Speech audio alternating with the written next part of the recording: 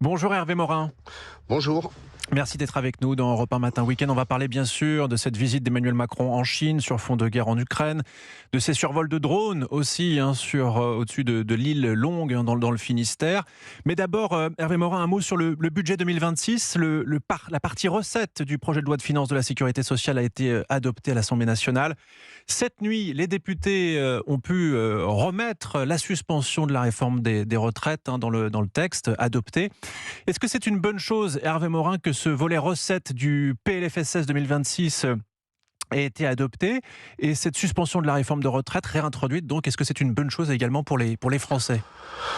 Écoutez, ce qui est clair, c'est que on nous raconte que ce gouvernement et ses concessions faites au Parti socialiste, on est quand même dans un modèle où on a le PS qui est en dehors du gouvernement, mais un budget de la sécurité sociale qui est un budget de gauche. Et on voit bien qu'on nous raconte que tout cela doit être adopté au nom de la stabilité, alors qu'en fait, l'ensemble de ce débat, de ces taxes, de ces surtaxes, de ces contributions additionnelles et de la suspension de la réforme des retraites ne crée que de l'instabilité. Et en fait, la seule solution, c'est une démission programmée du président de la République qui dit voilà, pour l'intérêt de la France, pour l'intérêt de la nation, pour l'intérêt des Français, je laisse le temps aux partis politiques de s'organiser, je démissionne.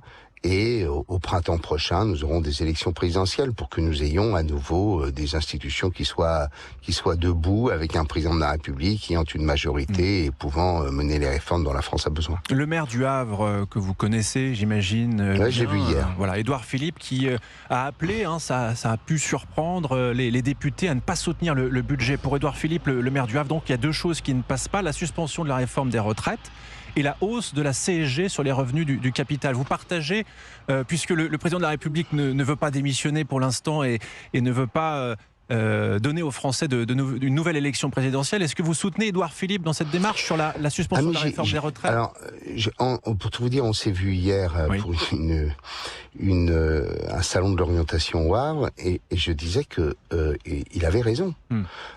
Il a raison, et je le dis aussi aux députés républicains, mes amis, et aux députés et sénateurs centristes qui sont au Parlement, je leur dis, on peut pas dire aux Français, voilà, il faut prolonger la durée du travail. On voit très bien que le régime des retraites est profondément déséquilibré. Tenir ce discours depuis des années.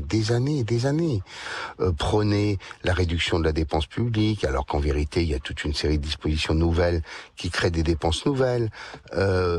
Prôner un peu de modération fiscale.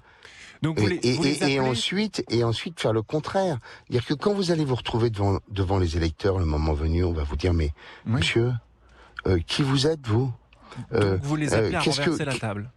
Mais c'est pas renverser la table, c'est remettre la table debout. C'est l'inverse.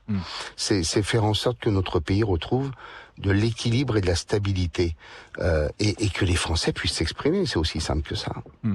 Donc, juste d'un mot pour terminer sur le budget. C'est moins mauvais pour les Français, justement, de retourner la table, comme je le disais, plutôt que d'avoir un budget avant la fin de l'année? Mais vous voyez bien que là, la question que vous me posez est une question qui ne répond pas au problème. Le problème, c'est qu'on a un pays qui est dans une situation de déficit d'endettement croissant et dont l'endettement va rester croissant l'année prochaine, compte tenu de l'ensemble des folies fiscales et des dépenses nouvelles, alors qu'on a au contraire besoin de remettre le pays sur la bonne voie. Et ça ne peut passer que par une stabilité politique qui n'est liée qu'à un nouveau round électoral. C'est aussi simple que ça, dire aux Français, il vous faut une loi de financement de sécurité sociale. Mais oui, mais laquelle? Il vous faut un budget, oui, mais lequel? Avec des contributions nouvelles qui vont encore un peu plus animer l'économie française. Vous voyez bien que tout ça marche pas.